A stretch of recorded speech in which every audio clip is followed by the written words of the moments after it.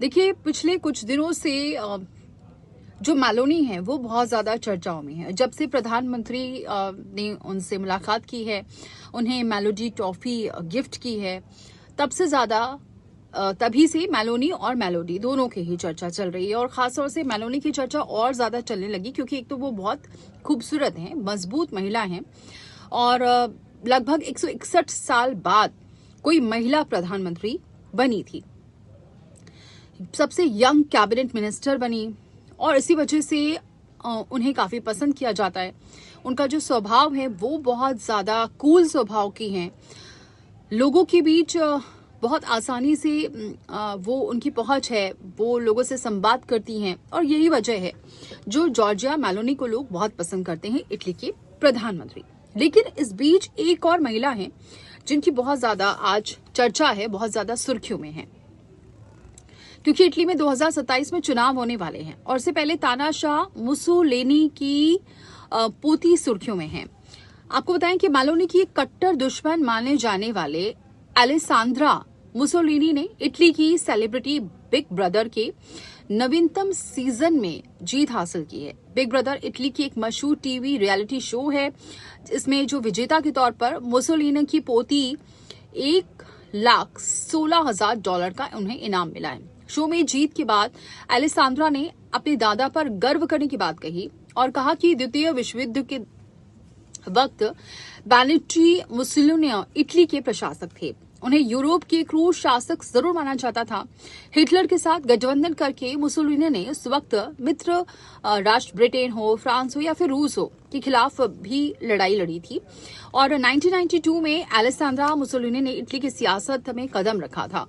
उस वक्त Mussolini Italy की नव फांसीवादी इटालियन सोशल मूवमेंट यानी कि MSI में शामिल हुई और इसी पार्टी के संबल पर अलेसांद्रा ने 1992 में इटली का आम चुनाव भी लड़ा था। लेकिन सबसे खास बात ये थी कि उसी साल इसी पार्टी में मेलोनी भी शामिल हुई और 2013 में अलेसांद्रा को पहली बार सीनेट में जाने का मौका मिला। इसके बाद 2014 में वो यूरोपीय संसद की सदस्य चुनी गई और 2020 में अलेसांद्रा ने मेलोनी के लिए प्रचार किया।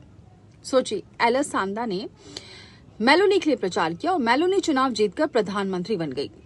लेकिन अब क्यों सुर्खियों में है ये आप सुनिए, क्योंकि अब कट्टरपंथी देखने को मिल रही है, दुश्मनी देखने को मिल रही है। इसकी स्टोरी भी आप सुनिए। देखिए, अलेसांद्रा जिन्होंने मेलोनी के लिए प्रचार किया, लेकिन जब मेलोनी जीत कर आई उस दौरान अलेसांद्रा को कोई भी बड़ा पद नहीं मिला। यहीं से खटास शुरू हुई।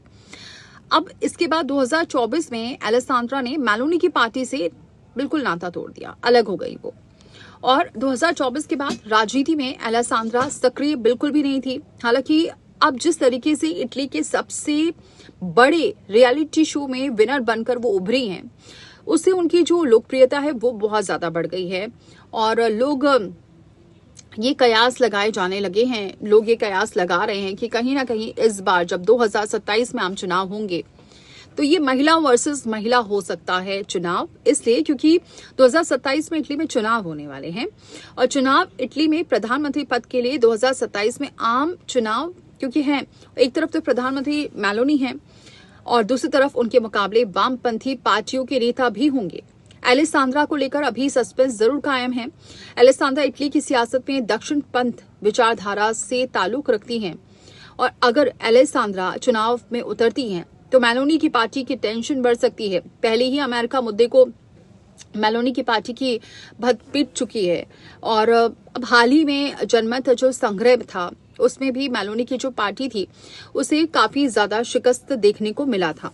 और अब क्योंकि यहाँ पर अलेसांद्रा क्योंकि मेलोनी की पार्टी के लिए प्रचार किया था, मेलोनी जीत भी गई थी, तो ऐसे में अब देखना होगा कि क्या इस बार सत्ता में जो वापसी होती है वो दक्षिणपंथी विचारधारा से होती है। और दूसरी बड़ी बात कि अलेसांद्रा अब एक जाना माना चेहरा हो गई क्योंकि एक बड़ा रियलिटी शो है और इस रियलिटी शो में जीत हासिल करना और लोगों में लोकप्रियता बढ़ाना कहीं ना कहीं ये सोर इशारा कर रहे हैं कि एक तरफ तो इस बात की तलखी पहले से ही होगी कि उन्हें कोई बड़ा कद नहीं मिला और यही वजह रहेगी 2024 में अलेसांद्रा अलग हो गई मेलोनी से। अब हो सकता है कि अब अगला जो चुनाव हो उसमें अलेसांद्रा मेलोनी के खिलाफ चुनाव लड़े।